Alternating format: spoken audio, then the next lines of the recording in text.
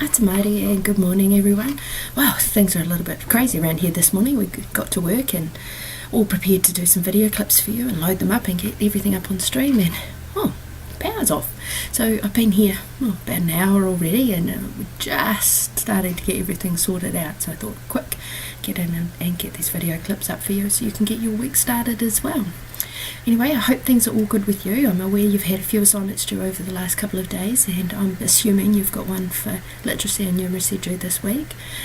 Obviously, it's a busy time, but as I said last week, it's really important that you're fully engaging in the class notes and in any online activities that are set, because the purpose of these is to help you with the assignments or to help prepare you for practicum. So this week we're looking at here in 470 around our bicultural journey and our responsibilities as teachers. I would like to point out that a number of students, this was an area that they didn't do as well at during their first practicum, and that's okay, it's to be expected, it's all part of the learning journey.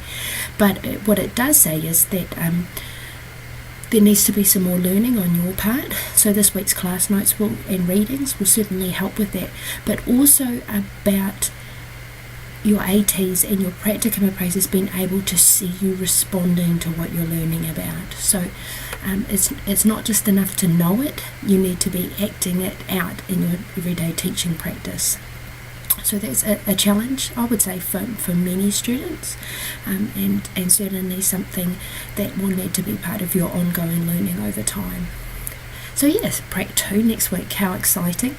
Hopefully you've been thinking ahead, planning ahead, getting yourself ready for that, and doing all the things that you can do to help ensure that you're successful with practicum.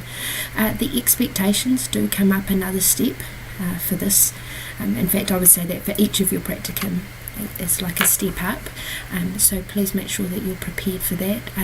Have a think about, okay, what were the things that I was told I needed to work on last time? What am I going to do to make sure that I demonstrate that? How am I going to go in and build effective professional working relationships with my associate teachers and then your practicum appraiser for the short time that they are there with you, but also with the wider team that you're working with. What your ATs are definitely there to support you and to help you learn and grow and to explain things. They're certainly not there to do the work for you.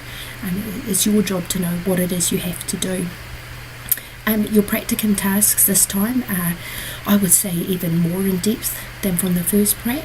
So it will be really important that you make sure you are familiar with what each of those tasks requires.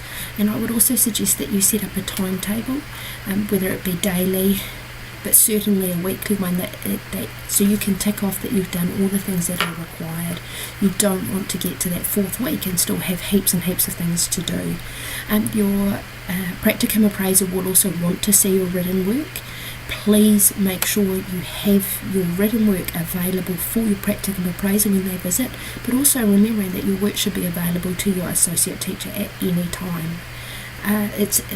Your prac folder isn't something that you should be doing, the last couple of days. It should be an ongoing piece of work, piece of evidence that documents your responses to those tasks, but also shows your learning journey over time.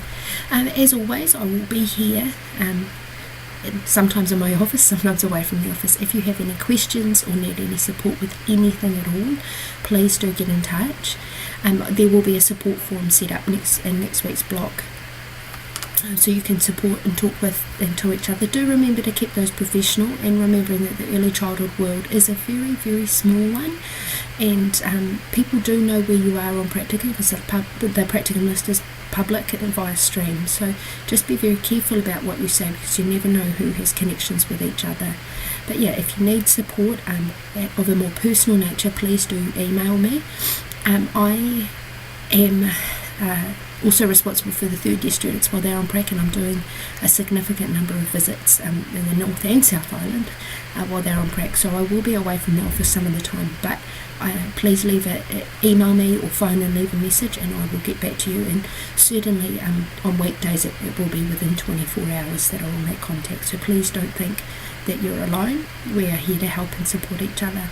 Anyway, that's enough from me. I hope you all have a fabulous week, and I look forward to hearing what a wonderful practicum experience you've been having, and please do get in touch at any time. Take care. Oh, bye.